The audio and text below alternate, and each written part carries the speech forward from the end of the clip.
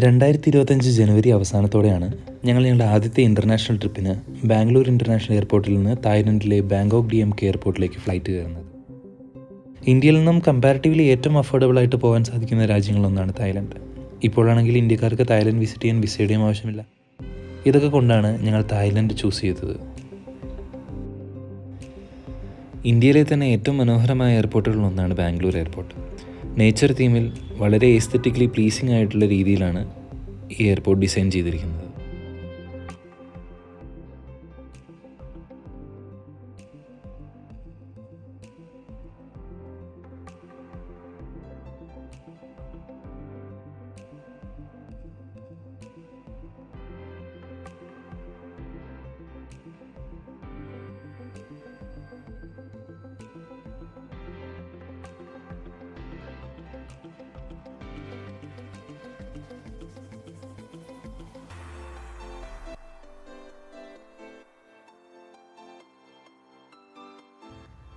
ബാംഗ്ലൂരിൽ നിന്ന് ബാങ്കോക്കിലേക്ക് ഏകദേശം 4 മണിക്കൂറാണ് ഫ്ലൈറ്റിൻ്റെ ഡ്യൂറേഷൻ.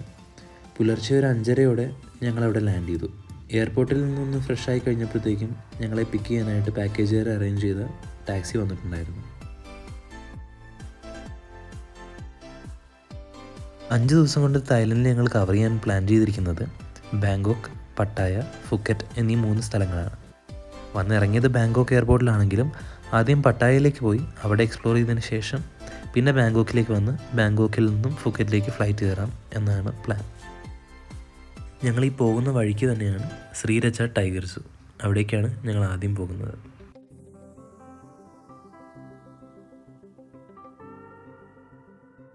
വളരെ മികച്ച റോഡുകളാണ് ഇവിടെയുള്ളത്. ടാറിങ്ങിൻ്റെ ക്വാളിറ്റിയിലെ വ്യത്യാസം നമുക്ക് നോക്കിയാൽ തന്നെ പെട്ടെന്ന് മനസ്സിലാക്കാൻ സാധിക്കും. മറ്റൊരു പ്രത്യേകത ഇവിടെയുള്ള വണ്ടികൾക്കാണ്. കാറുകൾക്കും ബൈക്കുകൾക്കും എല്ലാം നമ്മുടെ നാട്ടിലുള്ളതിനേക്കാൾ കുറച്ചുകൂടി ഡിസൈൻ വൈസ് ബെറ്റർ ആണെന്ന് തോന്നുന്നു. പിന്നെ നാട്ടിലെ പോലെയല്ല ഇവിടുത്തെ സ്കൂട്ടറുകൾ. ബൈക്കിൻ്റെ എൻജിനൊക്കെയാണ് സ്കൂട്ടറിൽ ഉപയോഗിച്ചിരിക്കുന്നത്. ഏകദേശം 2.5 മണിക്കൂർ കൊണ്ട് ഞങ്ങൾ എയർപോർട്ടിൽ നിന്നും ശ്രീരജ ടൈഗർ സൂവിലെത്തി. സൂവിന് പുറത്തുള്ള ഹോട്ടലിൽ നിന്നും ഭക്ഷണം കഴിച്ച് ഞങ്ങൾ അകത്തേക്ക് പ്രവേശിച്ചു. അത്ര ഒരു പോസിറ്റീവ് വൈബല്ല ഞങ്ങളുടെ ആദ്യത്തെ ഡെസ്റ്റിനേഷനിൽ നിന്ന് ഞങ്ങൾക്ക് കിട്ടിയത്. ആനിമൽ എക്സ്പ്ലോയിറ്റേഷനുള്ള ഒരു ഏരിയ പോലെയാണ് ഇത് ഫീൽ ചെയ്തത്. ടൈഗേഴ്സിൻ്റെ കൂടെ ഫോട്ടോ എടുക്കാം, അതേപോലെ തന്നെ മുതലകളുടെ കൂടെ ഫോട്ടോ എടുക്കാം. അതേപോലെ നമുക്ക് ഒരു എയിമിലേക്ക് ഷൂട്ട് ചെയ്ത് കടുവകൾക്കുള്ള ഭക്ഷണം ഷൂട്ട് ചെയ്യുമ്പോൾ താഴേക്ക് വീണ് ആ കടുവകൾക്ക് അത് കഴിക്കാം. അങ്ങനെയൊക്കെയുള്ള ഗെയിംസും. അങ്ങനെ മൊത്തത്തിലൊന്ന് ആനിമൽസിനെ എക്സ്പ്ലോയിറ്റ് ചെയ്യുന്ന ഒരു ഏരിയ പോലെയാണ് ഫീൽ ചെയ്തത്. സമയം ഇപ്പോൾ ഏകദേശം രാവിലെ 10:30 കഴിഞ്ഞിട്ടേ ഉള്ളൂ. ഇനി അടുത്ത പാക്കേജിലുള്ള പ്ലാൻ വരുന്നത് അൽക്കസാർ ഷോ ആണ്. അത് രാത്രി 7:30 അപ്പോൾ അതിനിടയ്ക്കുള്ള ഈ ഗ്യാപ്പിൽ ഞങ്ങൾ ഹോട്ടലിൽ പോയി ചെക്ക് ഇൻ ചെയ്തതിന് ശേഷം സാങ്ച്വറി ഓഫ് ട്രൂത്ത് കാണാമെന്ന് തീരുമാനിച്ചു. എൻട്രി ടിക്കറ്റ് നമുക്ക് ഓൺലൈനായിട്ടോ ഓഫ്ലൈനായിട്ടോ എടുക്കാൻ സാധിക്കും. ഞങ്ങൾ ഓൺലൈനായിട്ടാണ് ബുക്ക് ചെയ്തത്. ഓഫ്ലൈനായിട്ട് എടുക്കുമ്പോൾ കുറച്ചും കൂടെ റേറ്റ് കൂടുതലാണ്.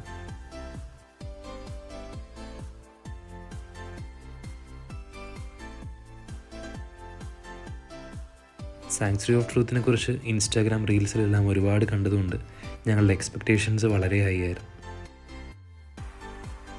അങ്ങോട്ടേക്ക് നടന്നു പോകുമ്പോൾ തന്നെ നമുക്ക് ദൂരെ നിന്നുള്ളൊരു വിഷ്വൽ കിട്ടും. ആ വിഷ്വൽ കാണുമ്പോൾ തന്നെ നമുക്ക് മനസ്സിലാവും it is worth the hype.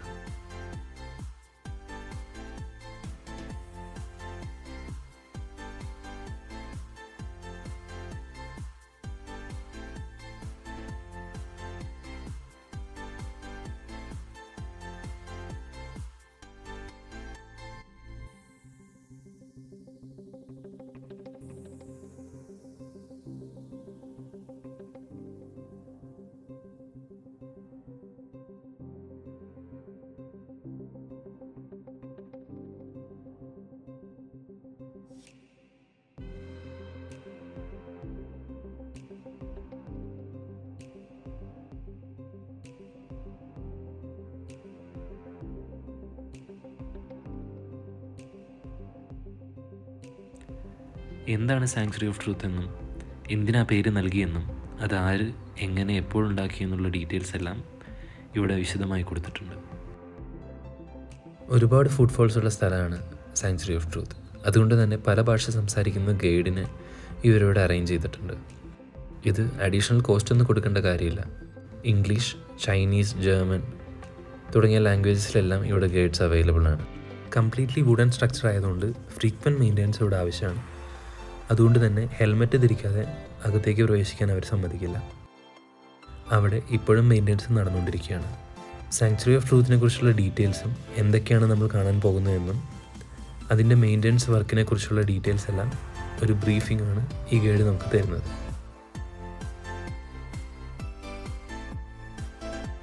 ഇത്രയും വർഷങ്ങൾ പഴക്കമുള്ള ഒരു വുഡൻ സ്ട്രക്ചർ എങ്ങനെ ഇപ്പോഴും ഇത്രയും ഭംഗിയിൽ നിൽക്കുന്നു എന്നുള്ള ഉത്തരമാണ് ഈ കാണുന്നത്. ഫ്രീക്വൻറ്റ് മെയിൻ്റെനൻസ് നമ്മുടെ നാട്ടിൽ പലപ്പോഴും ഇല്ലാതെ പോകുന്നത് ഈ ഒരു കാര്യമാണ്. നമ്മൾ പലതും ഉണ്ടാക്കും, പക്ഷേ ഒന്നും മെയിൻറ്റെയിൻ ചെയ്യാൻ നമ്മൾ മെനക്കെടാറില്ല.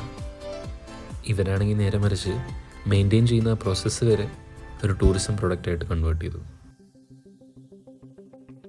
സാങ്ച്വറി ഓഫ് ട്രൂത്തിൻ്റെ ഒരു മിനിയേച്ചർ ഇവിടെ വെച്ചിട്ടുണ്ട്.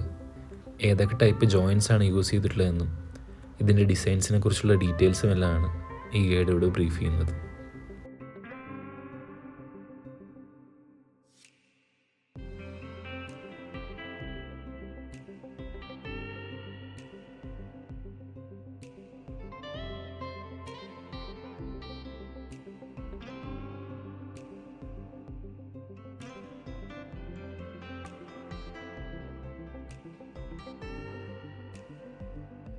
പൂർണ്ണമായും മരം കൊണ്ട് നിർമ്മിച്ചിരിക്കുന്ന ഒരു നിർമ്മിതിയാണിത്. ഇത് ജോയിൻ ചെയ്യാൻ പോലും മരമല്ലാതെ മറ്റൊന്നും യൂസ് ചെയ്തിട്ടില്ല.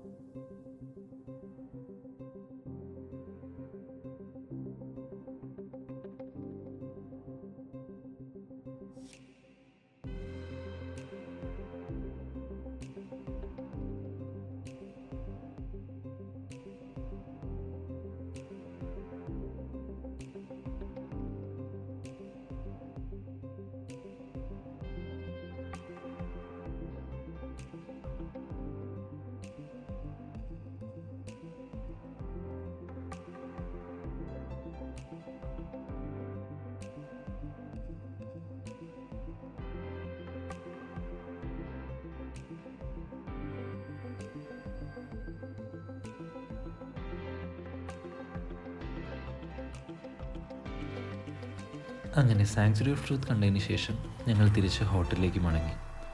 ഈവനിങ് ആൽക്കസാർ ഷോയ്ക്ക് മുൻപായിട്ട് walking street, the infamous walking street cover ചെയ്യാൻ ഞങ്ങൾ പ്ലാൻ ചെയ്തു. ഇങ്ങനെ ഒരു സ്ഥലത്ത് പോലും മോശമായിട്ട് ബിഹേവ് ചെയ്യുന്ന ആളുകളെയൊന്നും നമുക്ക് കാണാൻ സാധിക്കില്ല. എല്ലാവരും സിവിലൈസ്ഡ് ആയിട്ട് തന്നെയാണ് ബിഹേവ് ചെയ്യുക. കുറേ പേര് നമ്മളെ കുറേ മെനു ഒക്കെ കൊണ്ട് കാണിച്ചു, പക്ഷെ ആ മെനു ഒന്നും ഫുഡിൻ്റെ ആയിരുന്നില്ല.